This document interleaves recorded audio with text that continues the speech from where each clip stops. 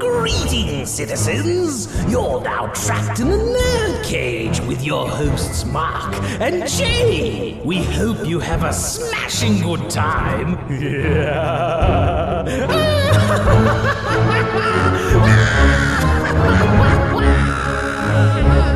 Hello and welcome. That's right, you're trapped in NerdCage Live. This ain't just a reaction show, but a debate show and a live discussion on everything that makes people like you and I tick. So thank you for joining us tonight. Please hit that like button and subscribe. I'm your co-host Jay St. G, coming to you live from Syracuse, New York, and always with me, my man, the warrior from Wakanda, the fiend from Louisville, Mark Withers. What's shaking, boss? Hey, what's going on, man? Super excited to be here. And yes, the moment is here. I have been chomping at the bit to talk about this. This is a moment that is 40 years in the making. Now, tonight's look back is going to focus on Superman 2. Now, there are two versions of this movie. There's the theatrical version that was directed by Richard Lester.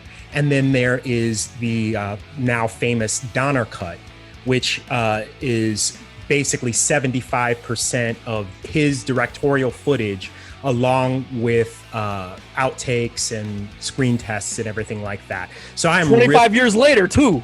Right, years later. So I'm really excited to talk about this. I wanted to see how you felt about it, Jay. Oh, man. So I'm going to say this right now, that doesn't matter which version of this movie you watch, this is still very much the best Superman movie of the early era. Basically, Superman 1 through 4 and Superman Returns.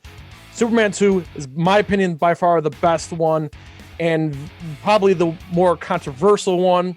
On top of that, again, like you just mentioned, there's two different versions, but let me tell you something. These movies still hold up in my book, and it was a great rewatch, and I'm not going to lie to you. This was my first time watching the Donner cut version of the film. What'd you think about it? It was fascinating. This may have been one of the more fascinating watches I've ever had, because, I mean, we all hear about the Snyder cut, we all hear about the final cut of Blade Runner, we all hear about the Apocalypse Now director's cut, but man, this may be, like I said, the most fascinating director's cut of a movie I've ever seen. And there's a lot of stuff I love about it.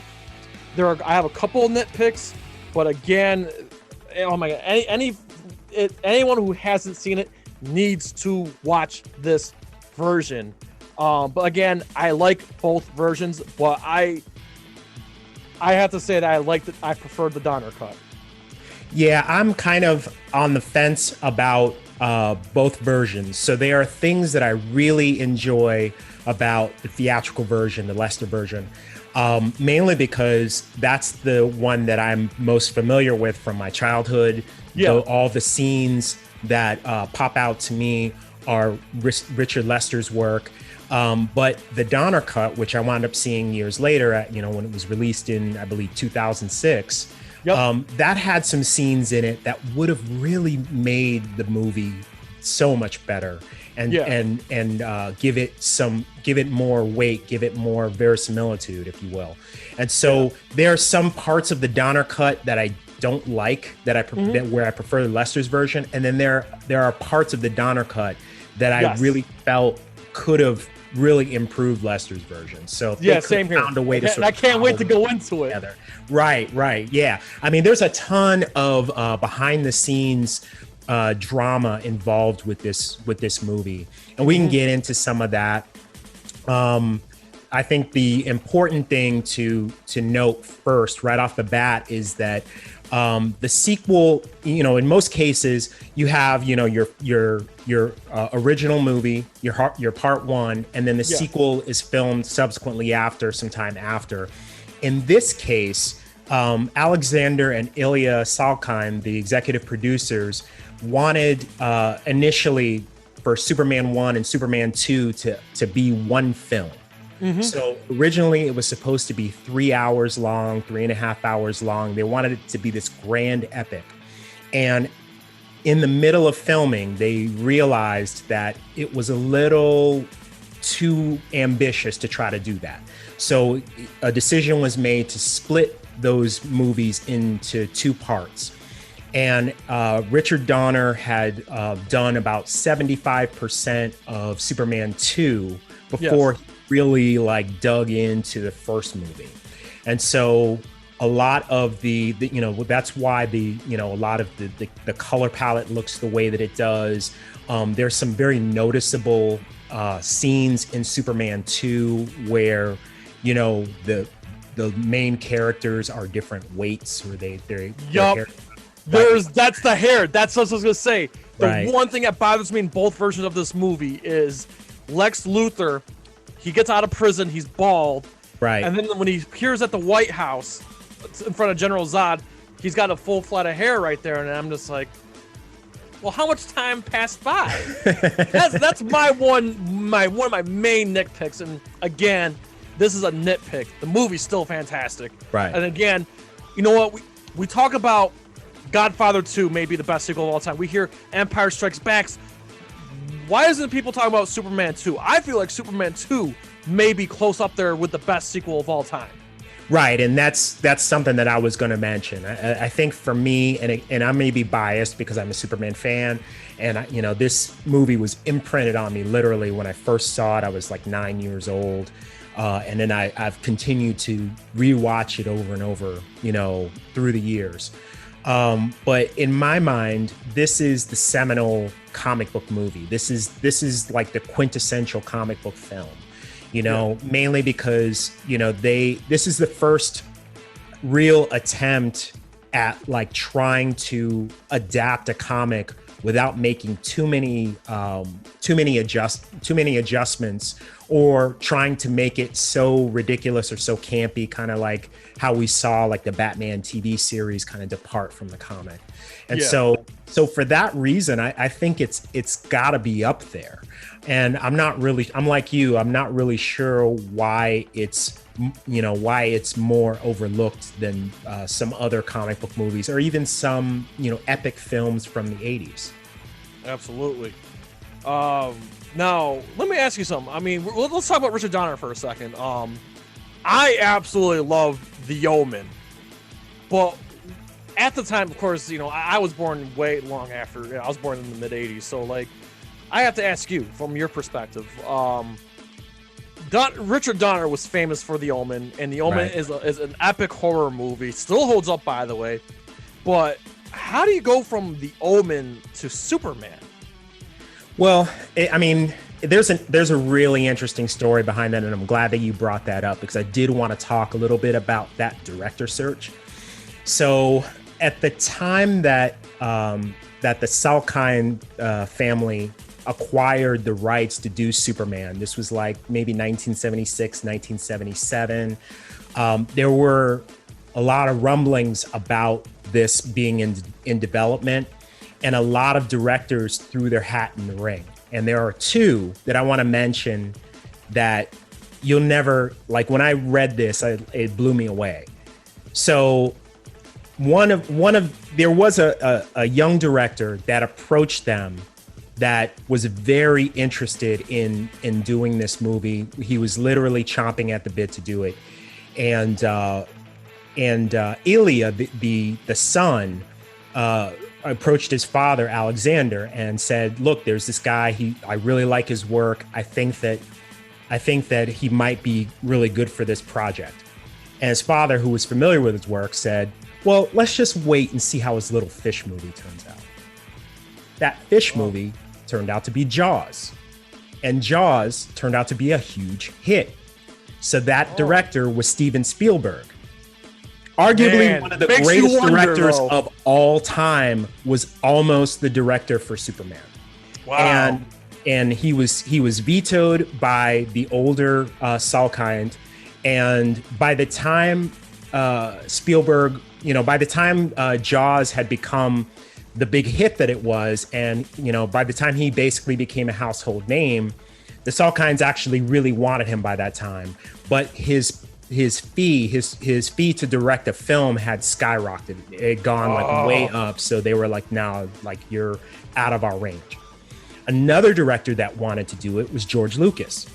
And George Lucas approached Salkind and kind of got the same treatment. They came back to him sometime later, but by that time he was already working on Star Wars, and so he couldn't do it. They approached a number of famous directors who almost all of them turned it down. And then eventually they got to Richard Donner, who was interested in it. He had this vision for it that, you know, he wanted to, as long as he had, basically the caveat was that he wanted to have control. He wanted to be able to control the project. He had a big epic vision for it, and he wanted to bring a level of realness and a level of verisimilitude to the character, and not have it be a really like campy comic book type of project. And so that's why they went with him initially. Now, how did they find Christopher Reeve? Because he was, now, if I recall, he was an unknown. He was a redhead, and he was only 150 pounds, correct? Yes. So Christopher Reeve's, this is a really interesting story too. So Christopher Reeve went to Juilliard with a number of actors that went on to become very famous, like William Hurt, Robin Williams, Treat Williams, a bunch of different actors, right? And they all kind of not hung out together, but like they all kind of like really knew each other, and they talked about auditions that were going on. One of his friends was auditioning for the role of Jimmy Olsen, and mentioned to him, like, hey, there's the Superman project that's going on. I'm going to go out for Jimmy Olsen. So I think Christopher Reeve mentioned this to his agent. His agent sent over headshots to one of the producers, actually the casting director. And the casting director gave his headshot to the Salkinds, who promptly threw it in the trash like multiple times. Like he kept giving it to him. He's like, hey, I've seen this guy. I've seen this guy's work. I think that, you know, he's kind of worthy of an audition. And they just looked at his headshot like, no, he's not right for this. And wow, he just dismissed him several times. Well, ultimately, he did get that audition. And he impressed them so much that they flew him out to London to do a series of screen tests. Right. At the time, he was doing a play on Broadway, and he wasn't willing to give the play up. Yeah. So he would fly back and forth between London and New York in order to do these screen tests. And in the middle of not in the middle of one of the screen tests, but like towards the end of one of the screen tests, the guy that was driving him around told him, I'm not really supposed to tell you this, but the part's yours if you want it. And wow, that's how he got the part. And then how did they make that transformation? I mean, they he was 150 pounds. I mean, right. You watch this movie, clearly, I mean, he's not big like Henry Cavill was, but he's still a lot bigger than 150 pounds. Yeah. He had a personal trainer that he worked with for about 8 weeks. He drastically changed his diet. Just constantly ate. There's actually a video on YouTube, which is like an old interview, and it actually shows his like workout regimen for the movie. And he, you know, and there's some parts in that where he kind of discusses his diet, things that he did to kind of pack on weight. And that transformation was progressive. So it was like he didn't get like a certain size and then they started filming.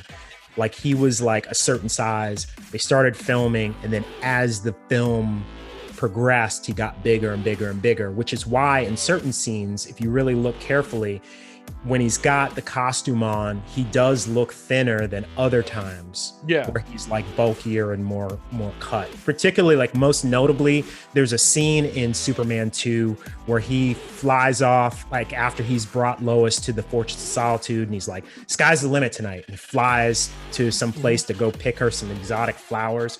In that scene, like you can tell in the suit, like you can see like the definition in his arms and his legs. And then in other scenes, that definition's not there. And that was because they filmed a lot of that stuff out of sequence, and he wasn't quite as fit in those scenes as he was in that particular scene there. Okay. Wow. Man, that's what I'm saying. You are the human Superman encyclopedia. That's why I try. I was so ready for this. I was ready to you to spit these facts out. So, all right. So, here's the thing. So, Superman 2. I absolutely love the fact what makes this movie better than the first one, both versions, is that this time there is a legitimate threat to Superman, not just one, but 3 Kryptonians fresh off the Phantom Zone prison. Right. And you are scared for not just Superman, but for everybody, because the first thing they do, I mean, besides their attack on that country bumpkin town, they go to the White House. Right. And the first thing they do is they demand kneel before Zod, the most famous comic book line ever, kneel before Zod. And it's just oh man, the intensity is there, and it just none of the other Superman, I mean, we're not gonna count Man of Steel, I'm just gonna talk about the first 5 movies, that none of the other movies present that threat.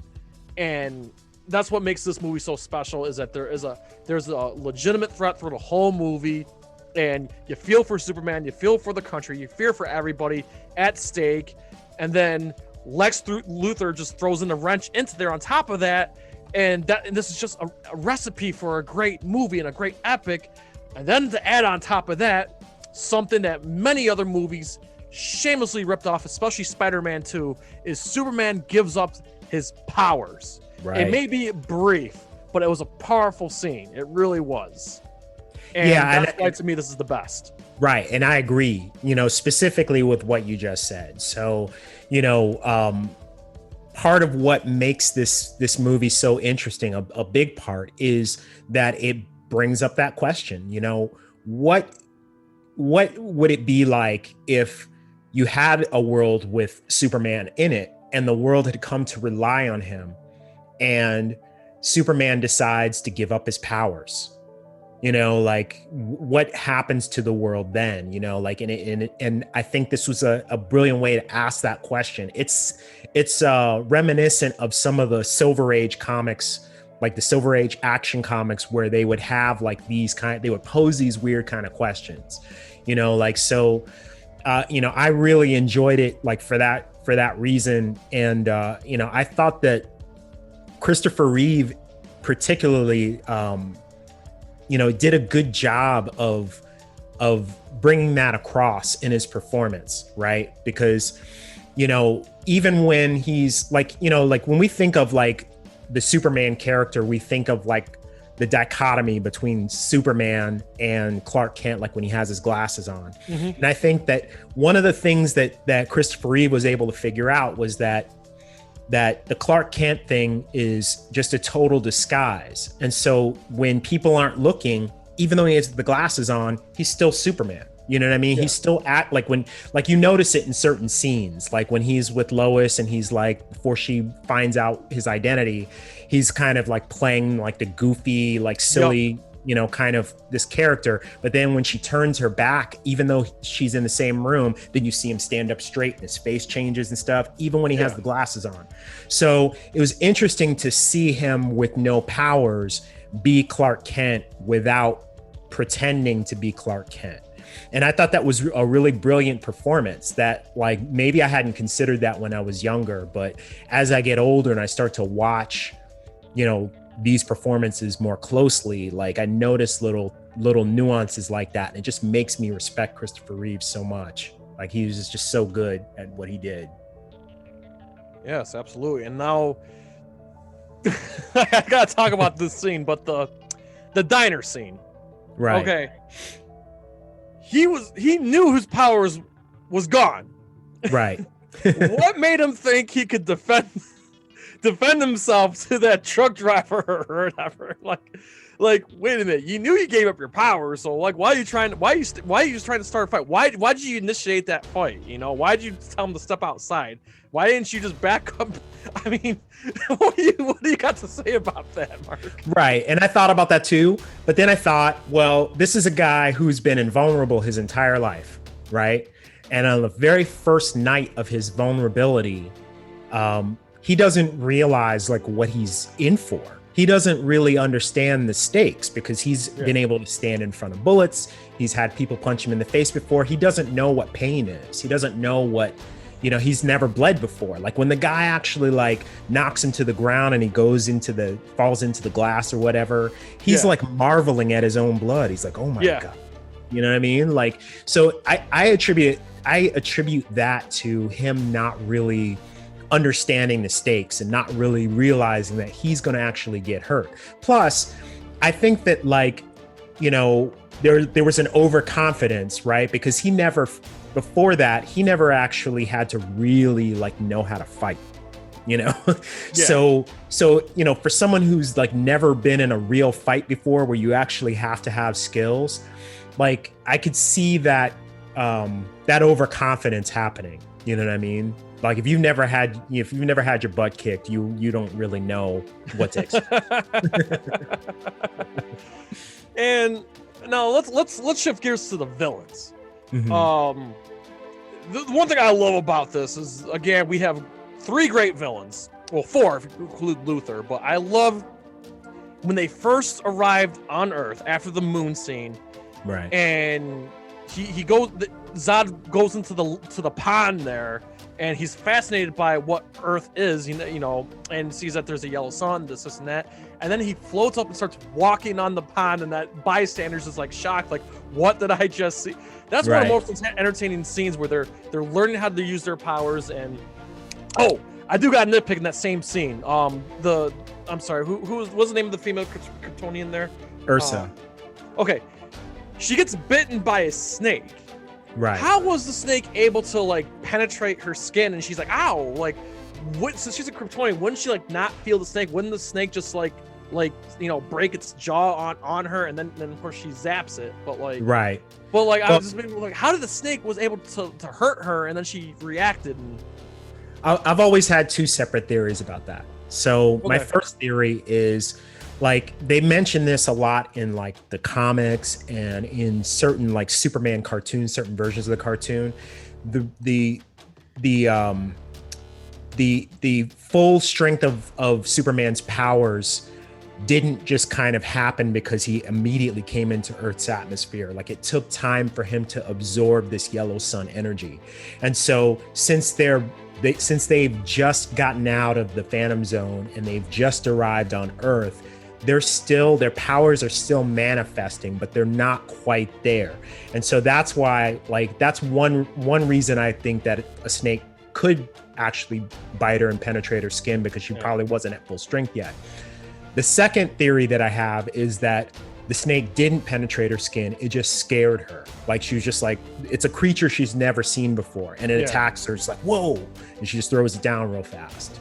Because you don't see any blood. They never show a wound or anything like that. So that's also possible. But okay, now listen, it's hard not to mention Man of Steel in this conversation, but I feel like that's one thing that Man of Steel explained better was, when Henry Cavill's Superman was just like, I've already learned to harness my power and control and deal with it. Exactly. And then Zod's like freaking out, like, he can't, he's hearing everything. He keeps seeing his X-ray vision.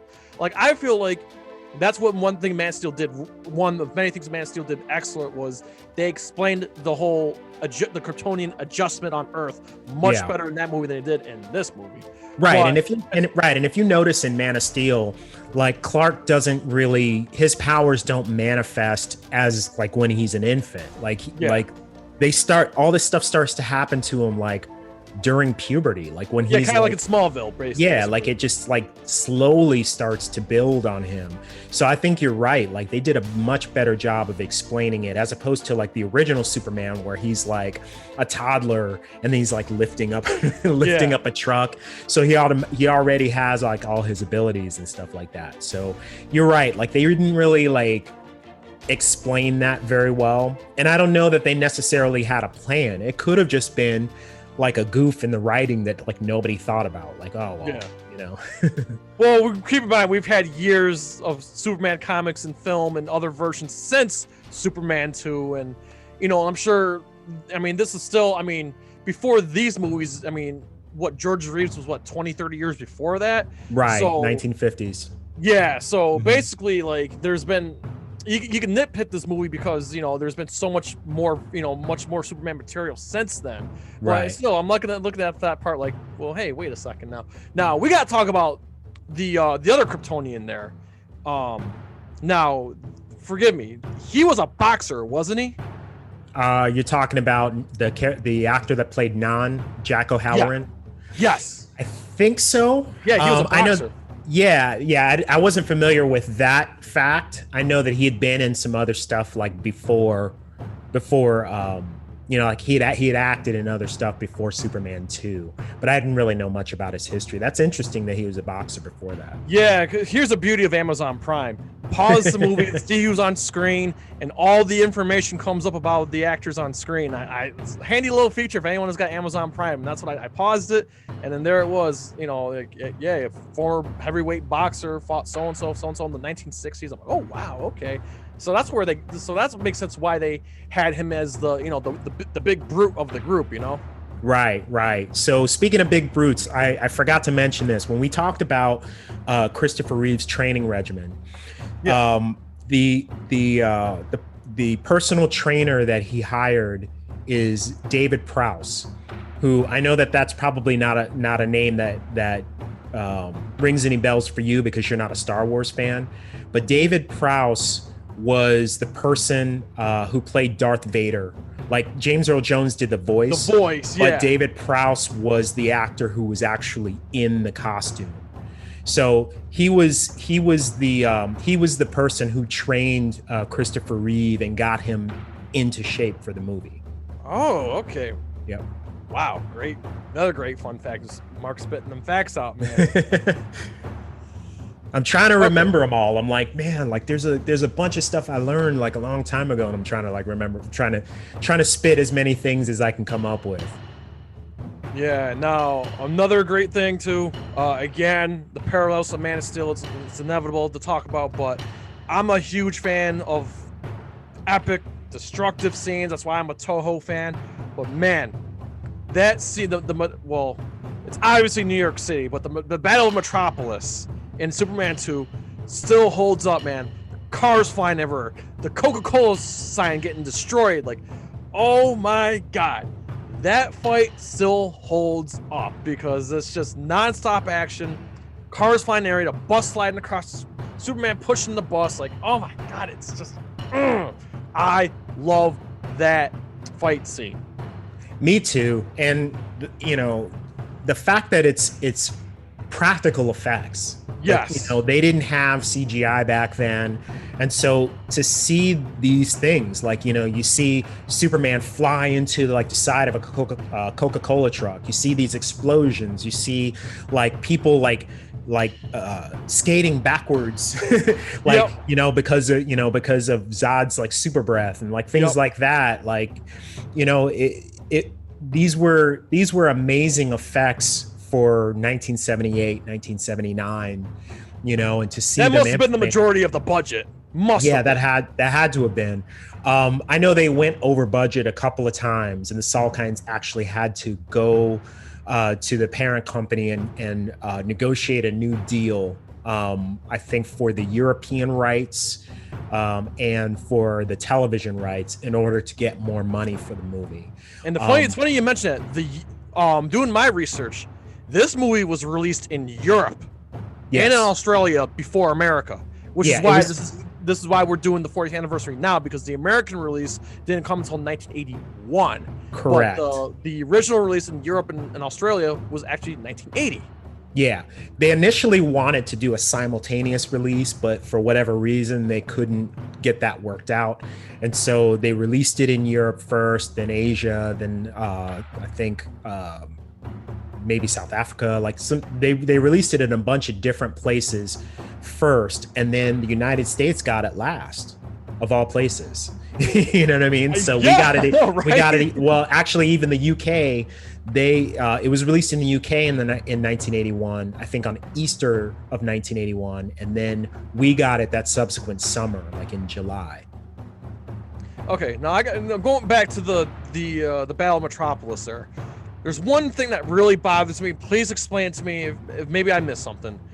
But why why did Superman just fled? Why did he flee the battle? He was trying to get them to chase him to the fortress. He was trying to lead them there. Well, he didn't say anything to him. He just fled, and he was just assuming that they were just going to show up at the Fortress of Solitude. Yeah, I take it as like he was kind of hoping, because he could clearly see that they were using the citizens to get him off guard. They figured out that, like, okay, he cares for these humans, so we're gonna do as much damage and hurt as many of them. And so in order to protect them, he tried to take the battle away from them. He was hoping that they would just chase him to wherever he was going. I don't know. It almost felt like that. Not only that he like fled the battle, but he abandoned all those people. Like, right, and that's how they took it, right? Like you see the citizens of Metropolis go like, "Don't leave us!" Yeah, and then the two little kids like, "Man, Superman didn't do nothing." I just found it so off-putting. Like, I hear all these criticisms about Man of Steel, but like, wait a minute, go back to Superman 2. Like, he straight up abandoned them. Like, yeah. Like, whoop. And you know what I found funny too? I'm sorry. Spit it out. So when I have to say it, but when the four of them go to the Fortress of Solitude, I mean, the Kryptonians, Lex and Lois. Right. Lex Luthor was riding on Non's back. He's riding on Non's back. Yeah. Yeah, the whole time. That sly dog. Oh man, Lex Luthor. He planned that on purpose. He wanted to be carried by her. Who wouldn't? But I'm just saying, like, I just found it funny. Like, I see you, Lex. Mm-hmm. Okay, we gotta talk about Gene Hackman. I feel like we've been totally ignoring Gene Hackman. I really like this version of Lex. I know it's very goofy, but it is Lex Luthor. Like, he only cares about himself. Right. And he's always looking out for his best interest. And I really like the fact that he's always looking out for himself. He goes into the White House saying, "You know what? I really like beaches. I would love to have Australia." Right. And, throw Cuba on top of that. Like, and then, of course, at the end, at the Fortress of Solitude, he portrays Superman, which Superman, he was prepared for Expected that. it, yeah. And then, of course, finally, after the Kryptonians are stopped, he's like, "Hey, I was with you the whole time. I went with the plan." Just like, it's just so funny.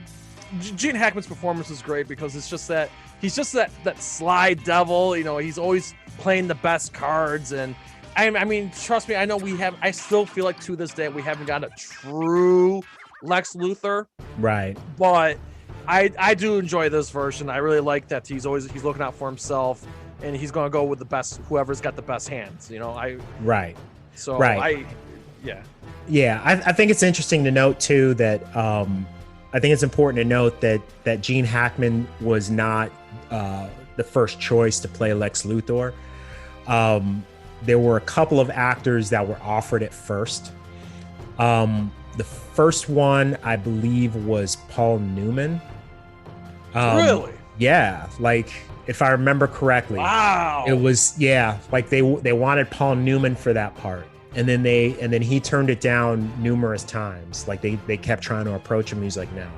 And then there were a couple of other famous actors from that time that they approached that were just not interested in it, And when they got to Gene Hackman, he had just come off of the French Connection movies, and he was like a big star. And so he initially turned it down as well, but then he found out that Marlon Brando was attached to the project. Yep. And always wanted to work with Marlon. And Marlon Brando was the first actor attached, correct? Right, correct. That was the first big star. That was the first big name that they got. And they used that to sort of draw in other stars. And so since Hackman really wanted to work in a movie with Marlon Brando, he was like, okay, I will do it on the condition that I don't have to shave my head. And so that's why this version of Lex, you see him with like, and they explain that it's a wig. Like in the film, they explain that these are all a series of wigs. But that's why like you never really see him with a shaved head except for in prison. And that is like makeup. It's like a skin cap that they use. Prosthetic headpiece that they used for that part. Actually, it was pretty convincing, actually. Yeah, I mean, as a kid, I never knew that. You know, I watched it again recently, and then like after I found that information out, I kind of looked for it, and I was like, oh, okay, yeah, I can kind of see it. Well, I like that look better, though. I mean, that's the Lex Luthor I know, the bald one. Like, so that's much what I'm better, saying. Like, yeah. that's what I'm saying. Like, I feel like on screen, we haven't gotten that true, like, I'll tell you right now, going off topic a little bit, my pick for Lex Luthor is the obvious one. Bryan Cranston, it was, to me, was always like my ideal Lex Luthor. That's just me. I mean, I know I'm going off of Breaking Bad. He was bald in that for the most part, but I really think Bryan Cranston would knock it out of the park if he was given the opportunity to play that role. Right. And I agree. I mean, Bryan Cranston is great in everything. And, you know, there's no doubt that he would, you know, we've seen him do good villains before. Excuse me. But my pick is Billy Zane. Like, I've always wanted to see him as Lex Luthor. He was in an Amazon original show called Wild Dogs a few years ago. And he played like a sort of like a rich tycoon that lived in Belize. He wasn't like a bad guy or anything like that. Like that character, like the way that he sort of navigated wealth and the way that he kind of like that ease, that coolness that like a Lex Luthor would have. Plus he already has the look with the bald head and everything like that. I just think he'd be really good. Plus we've seen Billy Zane be you know, the bad guy and some stuff. You know, he was definitely not a nice guy in Titanic. And so, you know, so I think that I've always like thought that he would be really like perfect for the part. Okay. Yeah. I have to concur with that. That's actually a really interesting choice here.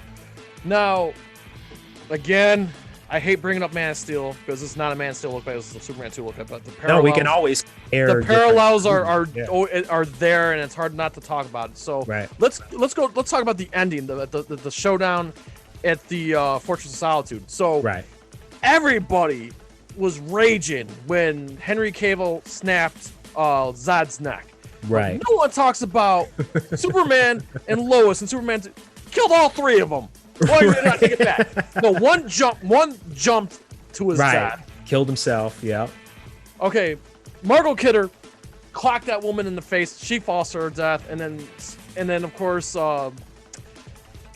Christopher Reeve crushes Zod's hand and then throws him down like, oh, that doesn't bother me. But like, why is everyone throwing a sissy fit about Superman snapping Zod's neck, but no one's going to talk about the ending of Superman 2, how they all fall to their deaths? Right. I think mostly because, you know, the same people that have that complaint are probably people that don't really remember Superman 2. And maybe they don't, you know, maybe they haven't seen it, or maybe they just don't remember that part. But I've always had an issue with that. Not so much with Superman, like throwing Zod against the wall and then having him fall, but they never reconcile Lois killing somebody. Like no one's just like, whoa, like you just killed that girl. Like it's all fine. Like it's no problem. And then she goes to work the next day and it's like not an issue. But like, and for years that has bothered me. Right. But then I learned that in Richard Donner's version, before he was let go, he had it written in where the Kryptonians didn't die. They actually just ended up at the bottom of the fortress, and Superman retrieves them. And there's like supposed to be a scene where the Snow Patrol comes through and collects them and Lex Luthor and takes them all to jail. But and I don't know if that scene was ever really filmed. I've never seen it. Yeah, like it might be filmed, like it might be part of a deleted scene, or it could just be something that was plotted out that just never got filmed. Yeah, maybe the budget wasn't there. But here's the thing, though.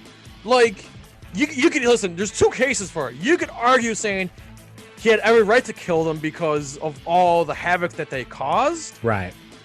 And on the other hand, they don't have their powers. Like, right. Now that they're not a threat, now you can throw them in jail and they won't be able to get out because they're just regular human beings now.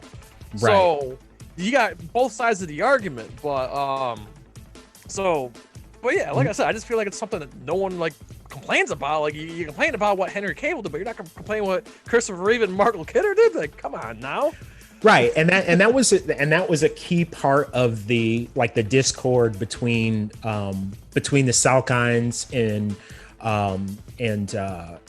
and Richard Donner, because that was something that he brought up. He was like, you can't have Superman kill someone.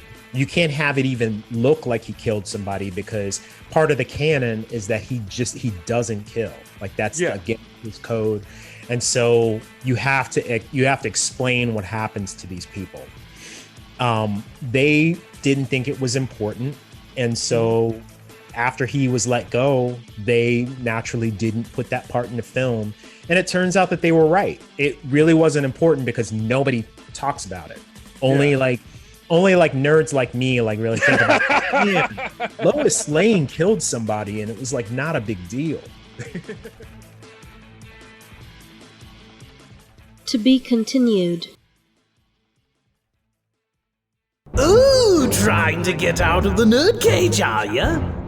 Well, before you go, hit that subscribe button. And if you're really intrigued, ring that bell. Thank you for dropping by. Until next time, tell everyone you know about NerdCage Live!